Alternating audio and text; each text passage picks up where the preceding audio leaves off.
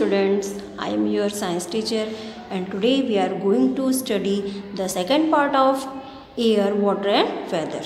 So let's start students.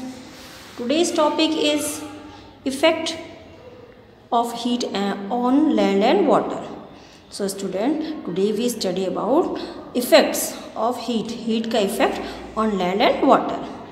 Sun rays fall everywhere on the earth and so on the land as well as.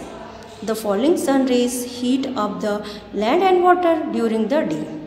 Land heat up faster than water and also cool down quickly at night. So students, सन की raise जो है वो सभी जगह पर पड़ती है, चाहे वो लैंड हो या फिर वो वाटर हो.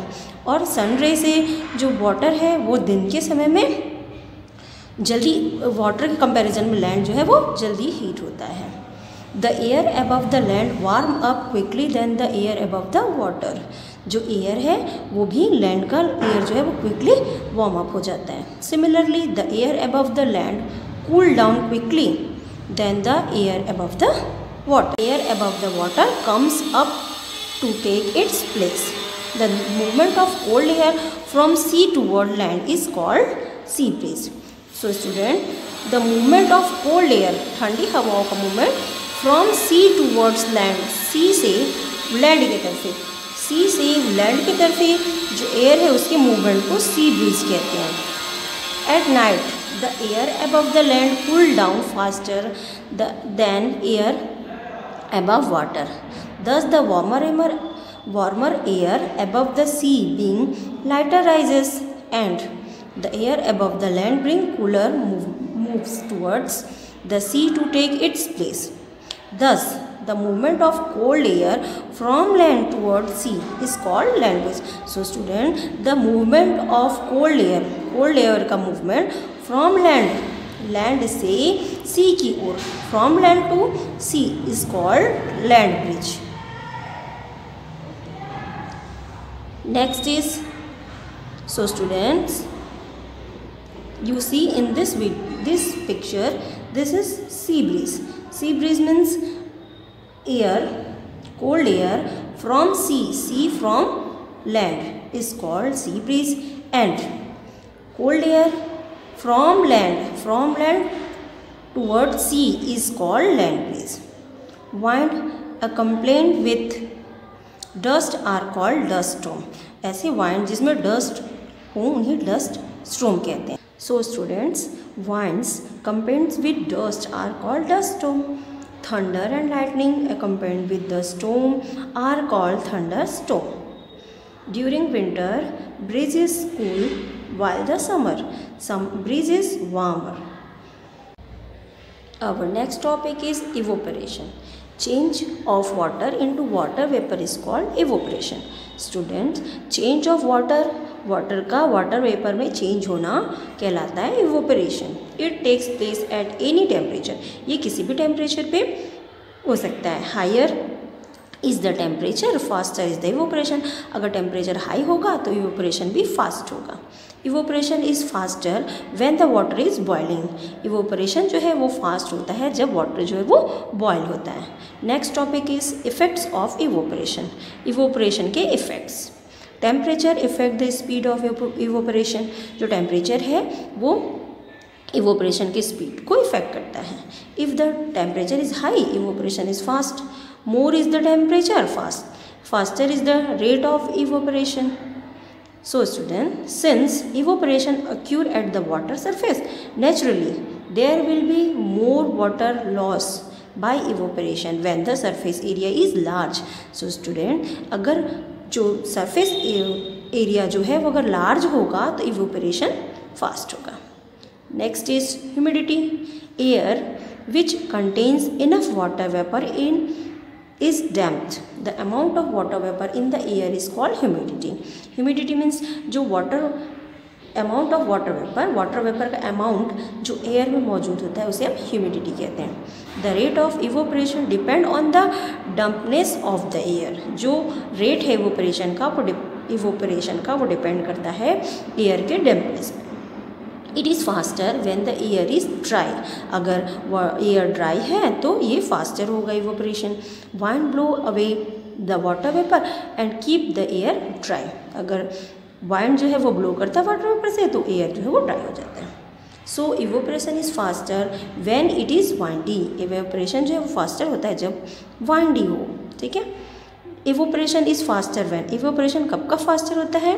जब wind is blowing, it is Sunny, air is dry and temperature is high, the surface area is large. तो स्टूडेंट ये फैक्ट्स हैं इवोपरेशन कब फास्ट होते हैं वो बता। Next is condensation.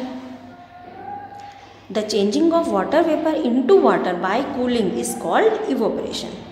Water vapour का चेंज होना किसमें? वाटर में, इसे कहते हैं हम कंडेंसेशन। तो the changing of water vapour into water by cooling, cooling के through is called condensation. Example of condensation, first is dew. When the water vapor present in the air touch any cold object like leaves, flowers or vehicles, it condenses into water droplet. These droplets are called dew. तो water vapour student, water vapour जब किसी भी object को touch करता है like leaves, flowers, तो वो वहाँ पे कंडेंस हो जाता है। It condense into water drop, और वो ठंडा होकर ड्रॉपलेट्स में चेंज हो जाता है। This drops are called dew. इन्हीं ड्रॉप्स को हम ड्यू कहते हैं। We can C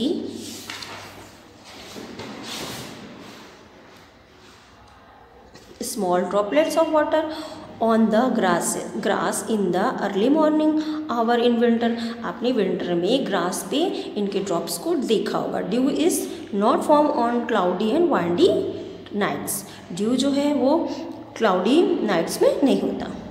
next is frost. In winter the air in night becomes extremely cold. Winter में जो एयर है, रात में जो एयर है वो बहुत ठंडा होता है, कोल्ड होता है। तो the land temperature fall below 0 degree Celsius. तो जो लैंड का टेम्परेचर है वो 0 डिग्री सेल्सियस हो जाता है। The water vapours not only condenses but also freeze. तो जो वाटर वेपर है वो ठंडे तो होते ही हैं बल्कि वो जम जाते हैं। This is called Frost. इसे हम फ्रॉस्ट कहते हैं। Next is fog. Fog is a cloud of water vapour that is formed near the ground in winter. Fog जो होता है वो क्लाउड है वाटर वेपर का क्लाउड है जो हमारी ग्राउंड के नियर दिखाई देता है विंटर्स में। It usually form after the sunset, और ये नॉर्मली कब होता है? After sunset. When the surface of earth become cool, जब सरफेस होता है अर्थ का वो कूल हो जाता है। On the foggy day we can't see things properly। आपने देखा ही होगा, fog means कोहरा, तो आपने देखा ही होगा कि जब कोहरा होता है तो हम चीज़ों को साफ साफ नहीं देख पाते। Vehicle drivers must drive carefully on the foggy day।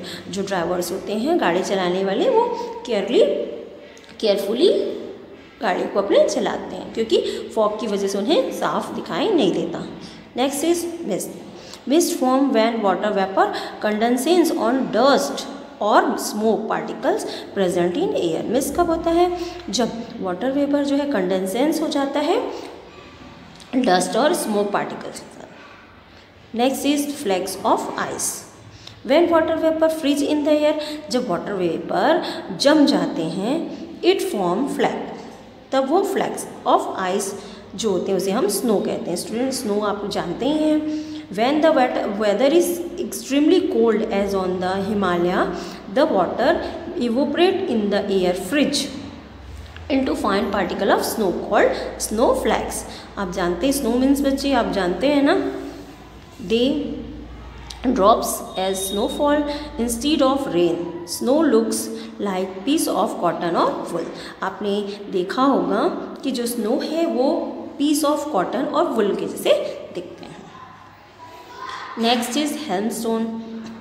When raindrop go through a very cold